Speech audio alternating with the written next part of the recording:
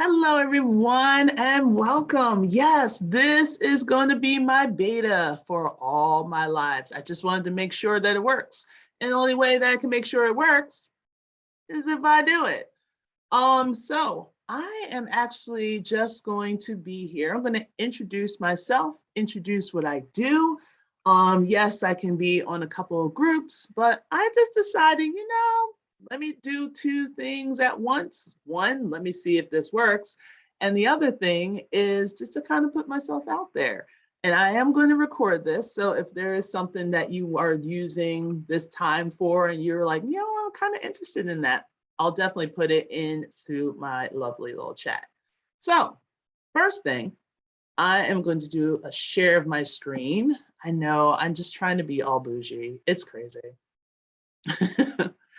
So hopefully this works. All right, it seems like everything is a go. And let me see if I can, one, move this around, and two, make this bad boy a little bit bigger so you can see me. So hi again, my name is Audrey Gibson, and a lot of you guys know me either from ACG Math Tutoring, or I'm about to launch something, of course.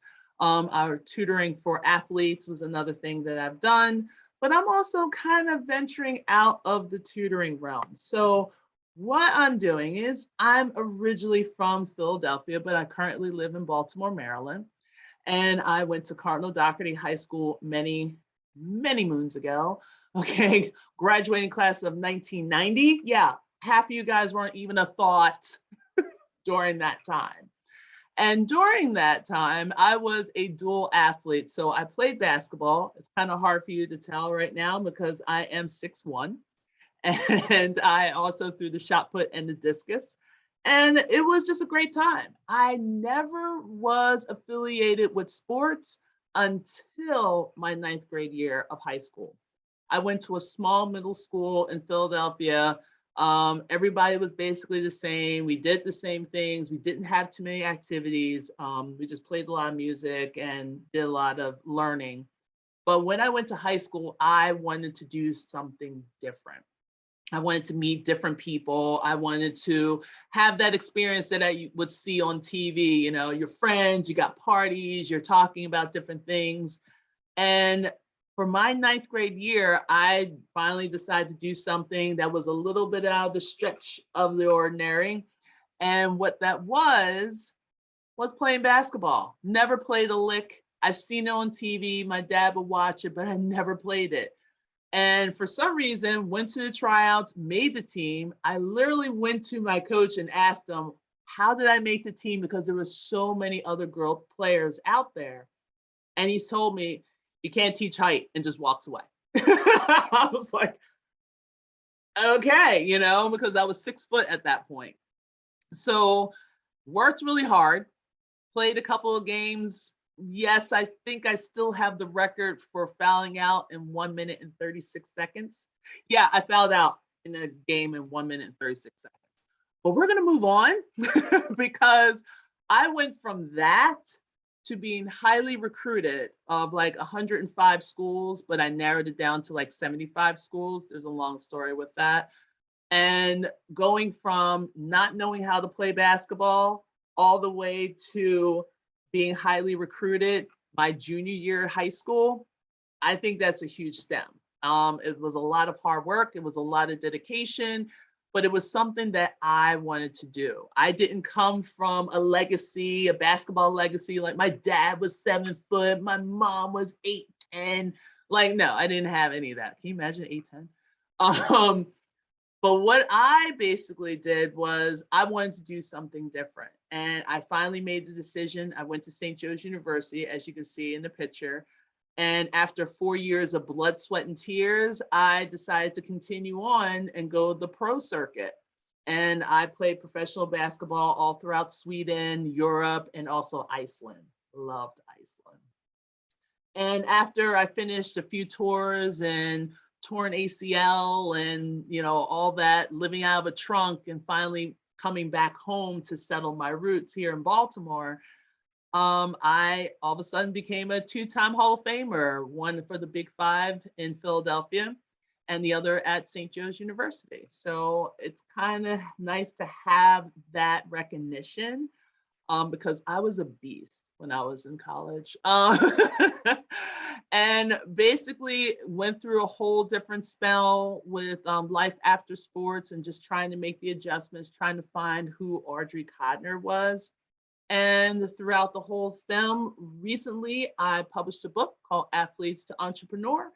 And what I'm trying to do is really reach out and in a way kind of like give back to student athletes and also to help those parents with their transition so they can go through the process a lot smoother than when I did. So, in order for us to really understand this, like, what does it mean to be an athlete? Everyone knows all about, the fame, and you got the fans and everybody's cheering for you. You got the money, you got the boats, you got the cars, you got the houses. Everyone thinks about all the materialistic, all the fame, and everybody knows your name and people love you and adore you. And you're like seen as the Adonis of all of it. But a lot of people don't see the other side. They don't see how much time and how much effort you put in the gym.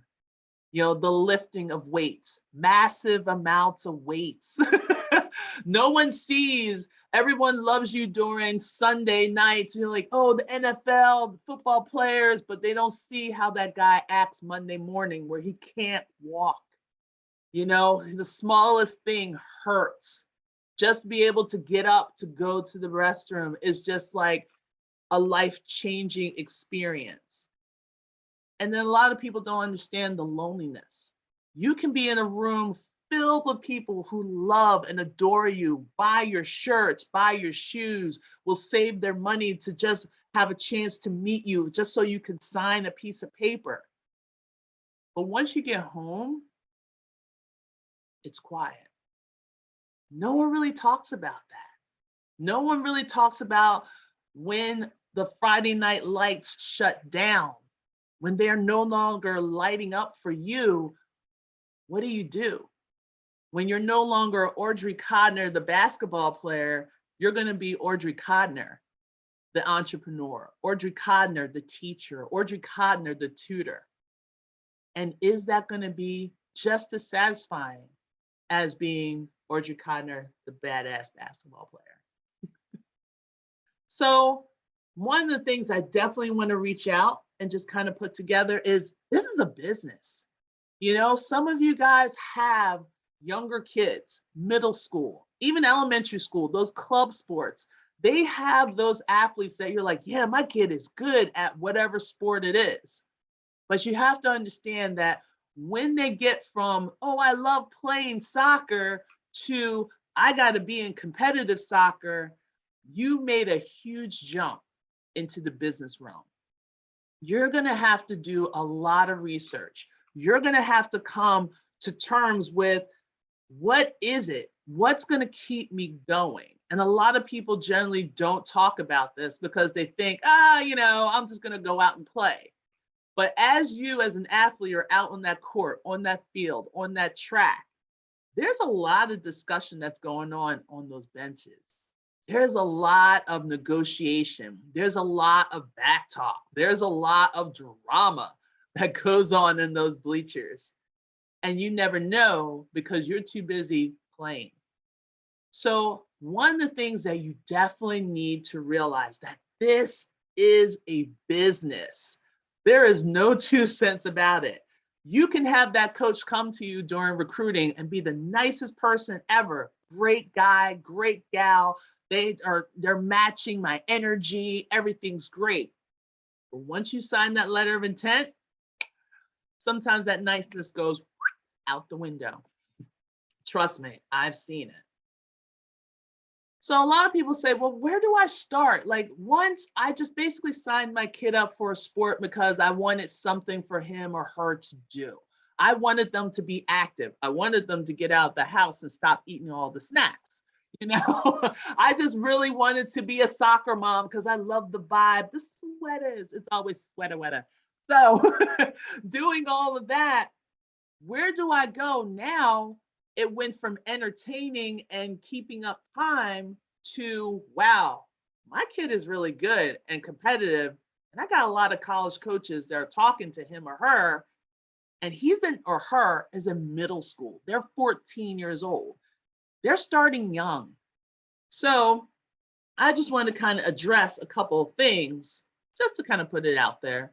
And what I will be doing is constantly putting a lot of these videos on Alignable, putting on YouTube, just so people can get an idea. Because that's the one thing. A lot of people go to these big corporations that does all recruiting. You can pay $4,000, $5,000, $2,000, and people are like, oh my gosh, this is so much. But sometimes you're going to have to do a lot of the work yourself. So what I would like to do is just basically spread the word. Here's some ideas, here's some thoughts. Let's see how we can connect and we can get things done.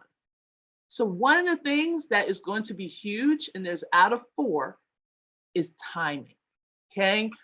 In order for you to kind of ease off with the stress, get better results, is that you're going to start your process sooner than anyone else. So if you have a child that's like 16, junior in high school, that's playing, I don't know, basketball, volleyball, football, and all of a sudden they're like, look, I'm getting a lot of letters, I'm getting a lot of information, some stuff from social media, from other coaches, and it's starting to roll in. You're going to have to do your process a lot sooner than just a regular general student. So that means like your counselors, you need to keep up with your grades. You need to make sure that all the coursework that you're taking is NCAA approved. Yes, NCAA does approve some courses.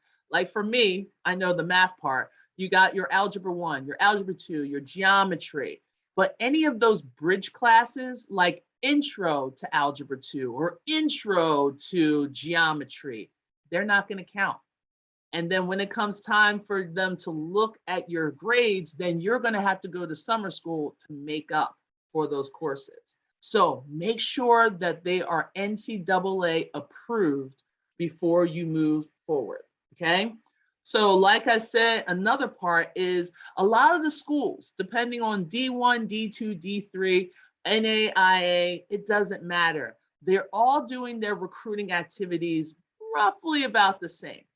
But here's the twist. You have to know their recruiting schedule, okay? You need to know what is, because if you have a child that's playing football and he's also wrestling, you have to figure out what sport you want to be recruited in, because the scheduling for recruiting for football is completely different for wrestling. So those that are in it, they know. But for those that don't, they're like, oh, I don't know. So you're going to have to look on the NCAA website and look up their recruiting schedules. Okay, so for basketball, they have what's called any kind of period. There's times that coaches can contact you, and there's times that the coaches are basically ghost, but they're not ghosting you because they don't like you.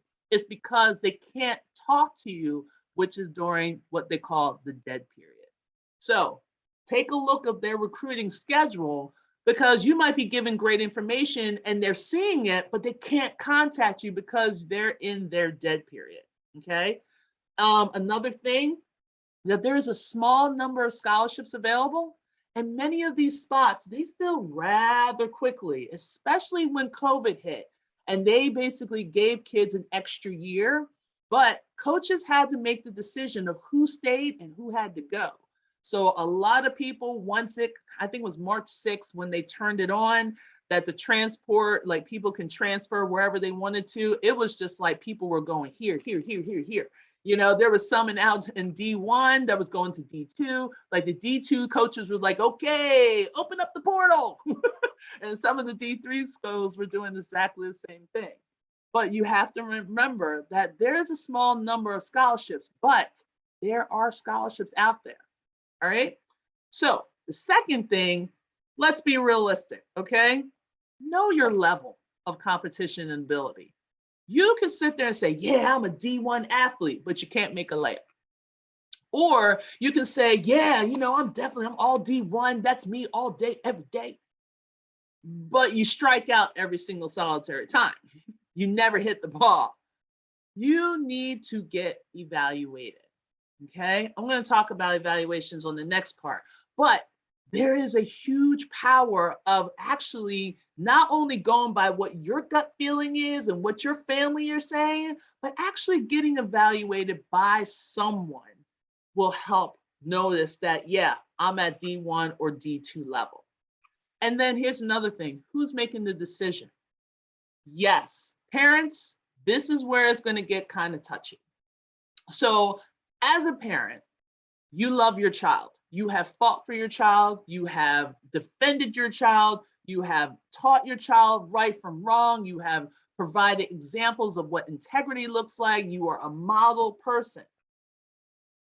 This is going to be the biggest decision that your child is going to make in his or her teen years. This is not a matter of, oh, I don't know if I want ice cream or if I want a Blizzard. You know, do I want a cone or do I want a bowl? Like, this is not that type of decision. This is going to be something that is going to be life-changing because it has to be with a dedication, which again, I'm going to talk more about that later. But who is going to make this decision? It is going to be that student athlete. When push comes to shove, they're going to be the ones that's going to be at that university or college for hopefully 4 years. Remember, it's not guaranteed that they're going to be here 4 years. That's one of the other things I'm going to talk about during my little spiel. But even though you want your child to go to Michigan because you went to Michigan and Michigan is the best place ever, but if your child feels like Villanova is the place that they want to go, or St. Joe's, or Cornell, that's going to be their decision because they're going to be the one that's going to be there working. They're going to be the one that's going to be getting up and getting down. And I understand. I know my child, if they go to Miami, I know that kid's going to get arrested. Well, hopefully you taught some integrity for them to not get arrested. But it's also good to know with their personality and just basically find the right school for them. And then also, are you academically? Like for me, I was recruited by Harvard. There was nothing academic about me with Harvard. I'm a very bright person, very intelligent, but not Harvard. No, but I knew my limitation. But at the same time, I wanted to go somewhere that was going to help me academically, that was going to support me for whatever career I wanted once I got out of that institution. So if you're not all about academics, one, you need to be about academics. Because if you can't pass a class, forget about going to the next step. You have to remember, you're not going to college just to play a sport. You're using your athletic ability to get a scholarship to a university that is going to help propel you to whatever your next career is. What are your options? How do they support their alumni? Those are some things that you need to think about. So as I like to say, the prerequisites, as I mentioned earlier, athletic ability wise, make sure you get someone to evaluate you. So as I mentioned here, you got like a high school coach or a club team coach, or maybe like you went to a college sports camp, maybe over the summer. Think about that camp counselor. Can that camp counselor basically do an evaluation of myself? Or did they do an evaluation during camp? Do I still have that?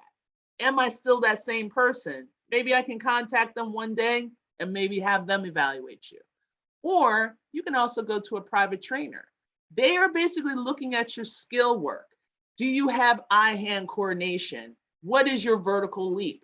How can you do 100 in whatever that time frame?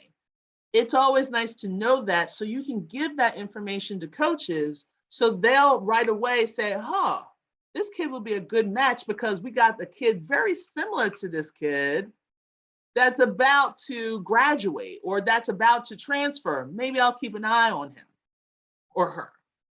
So you definitely want to know somebody that has that knowledge.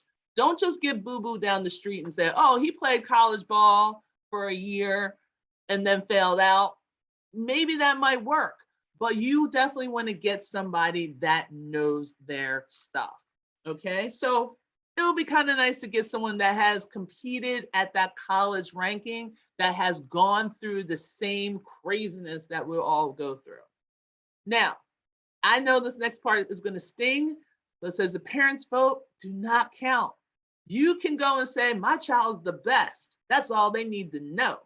That's a nice, decent attitude, but numbers speak louder than your voice. Trust me, okay? Now, the other part is you have to have the desire to compete. If you don't have the desire to compete, just stop. You have to ask yourself, is this something that I can, I will, and I must do?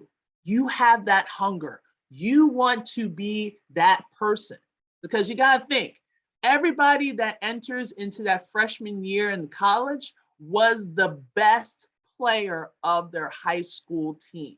If they weren't number one, they were definitely number two, maybe even the top four, but they were the best players of each of their teams. So if you're like, whatever, don't do it. Don't even go through the recruiting process. Do not even waste your time and your effort. Think of a place and think of a feeling where you want to be after those 4 years. Okay, so it has to be a need. It has to be a passion. Third thing, you want to take the initiative. All right, yes, a lot of my friends are probably going to be mad at me for this one. I don't care. You have to do the research. You have to want to get all the information completed. So things to think about. What do you want to major in? What is your career goals? Okay, I don't know why there's a percent sign, but how much of the percentage of you going to a college is going to be based on athletics? And how much is it going to be based on academics? Like, do you want to go to a school? Like I always say this, if you chose the school and athletics wasn't even a part of it, would you stay? It's a simple question, but you will be amazed how many pauses I would have just by asking that question. I asked recently a middle school kid, and he's trying to get into a high school, a very prestigious high school. So I told him, okay, you play a sport, which is great, but if you weren't playing this sport, would this school still be the best choice for you? If the answer is yes, let's keep talking. If the answer is no, why? Let's talk about that. Okay. How big of a school do you want to go? Do you want to be the big fish in a small pond, or do you want to be the guppy in this big wide ocean and people just know you as, boom, the sport person? That's about it. Okay. Where do you want to go? Like, where in the world do you want to go? Do you want to be on the West Coast? Do you want to be on the East Coast? Do you want to be in the Midwest? Do you want to be overseas? Where do you want to go? Think about the weather. Do you want to be somewhere where it's rainy all the time? Do you want to be somewhere where it's sunny all the time? Do you want to have the mixture so you can actually see the seasons?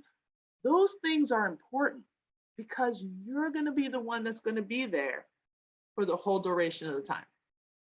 And then also think about your social aspect. Do you want to be with people that are in the similar culture as you? Do you want to be somewhere just completely mixed? It's all over the place. You know, it's a different mixture. Like for me, I love my hair, but only I only have certain people to do my hair. So a lot of people don't think about that. Like if you go to a barber and you're going to a place out of state, do they have a barber that can do your hair? Do they have anybody that will, like for me, African-American hair? Yes or no? You'll be surprised. Just those little bit of aspects you need to think about when you're making these decisions. And then the fourth one is your attitude. Yes, a lot of coaches like, I want someone who's coachable. I want someone that I can actually mold. And I understand you're going to come in with a skill set. You're going to come in with a desire. But if your attitude is disgusting, a lot of coaches won't touch you. That's coming from the athlete and also from parents. Now, from the athlete, Sometimes you're like, yeah, I got some swag. I got this. I can do this. I can do that. I know I'm the best player here, but are you able to be coachable? If you're not able, if your coach can't mold you into something, because they're going to try to mold you, they're going to try to change you. I'm just going to let you know.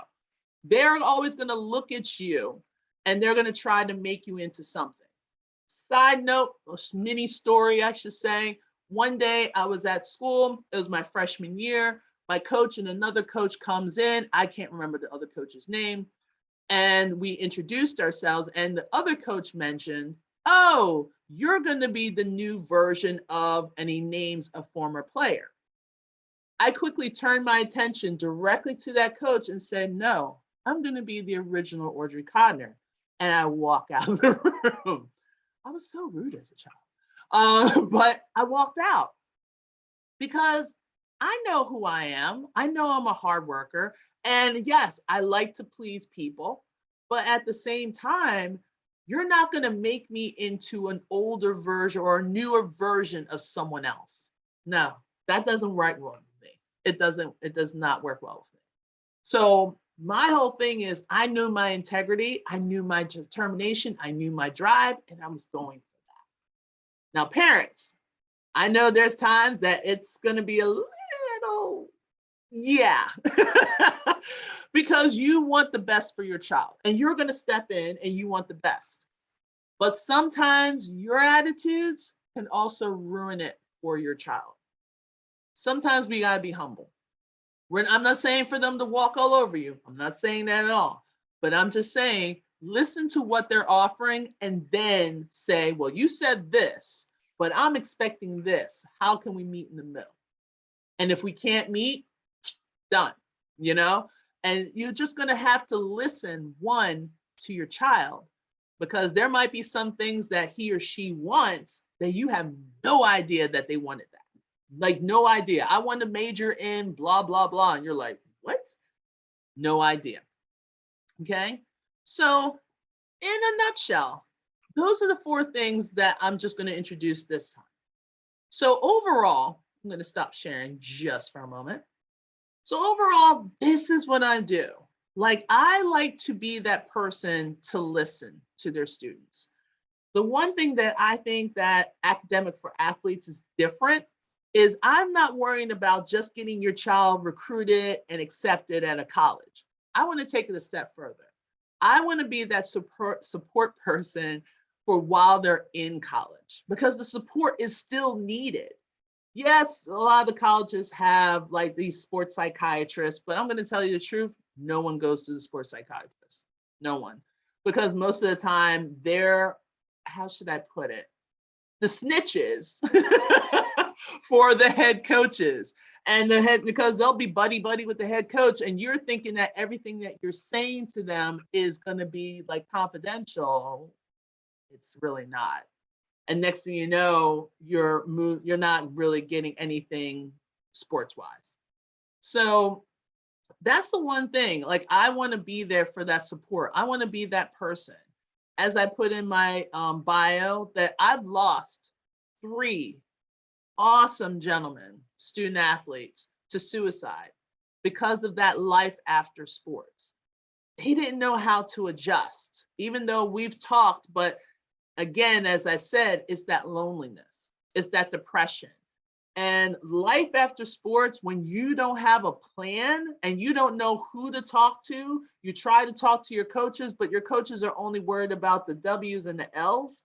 And also, it's kind of hard to talk to some of your teammates, because a lot of them, they're like, what are you complaining about? You're getting playing time. I want to get playing time. So sometimes you feel alone. And it's nice to have someone that's not a parent, because if you tell your parents, they're going to be like, oh, well, I'm going to call the coach. And the coaches aren't going to do anything except for punish you because, oh, you can't be a man or you can't be a woman and talk to us about it. So we're going to make you run. Or it's always some ego tripping thing. Not all coaches, but a great majority of them. And the weird part is a lot of them are my friends, which is hilarious. But it's always nice to have that third party that's not going to judge. That's just going to be there to listen, to hear what you're talking about, how can we progress? How can we move forward? Or what is it that you want to do? I can tell you what I did, but that's what I did. What do you want to do? And now that they have the whole NIL, the name, image, and likeness, there's that other piece. Like you have to brand yourself. Like now you're not just going to school and playing a sport. Now you're going to school, playing a sport, and now you got to worry about branding. Oh, can you get an offer so you can make some money? And what are you going to be doing with your finances and how quickly the money goes? It's just a lot. So what I'm going to be doing from here on in is basically doing some videos, giving out some tips, and just being able to break down as much as we can. So as everything keeps popping up, and for the most part, it just seems like this will just be a great place and a great space to share not only with other coaches, but other people that have kids that are going through this process, and maybe just having someone to kind of break it down or translate what does it mean that I have to go through the eligibility center. What is an eligibility center? What is a clearinghouse? You mentioned that a couple of times. So I want to be the person to help you translate it. So just to break it all down so you can enjoy the experience, but at the same time, be able to take your life to another place that you didn't know existed. So all in all, that's it. I don't really have anyone that's here to ask questions, but that's what I'm going to be doing. So just be on the lookout for mini versions of what you have. Like, what are some tips, Audrey, or some of my smaller videos, which will be a lot shorter than this one.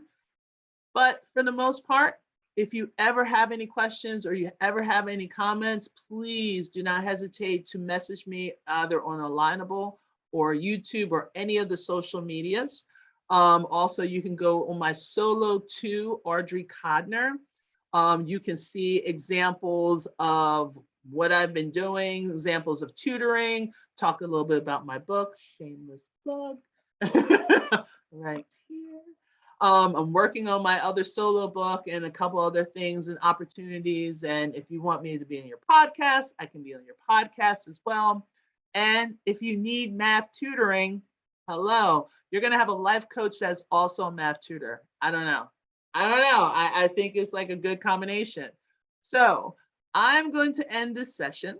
And thank you so much for listening in. And if you have any questions or comments, please do not hesitate to contact me. Go to my solo.to audreycodner, and you can contact me via email, or you can actually text me. All right. So take care and hope to see you soon.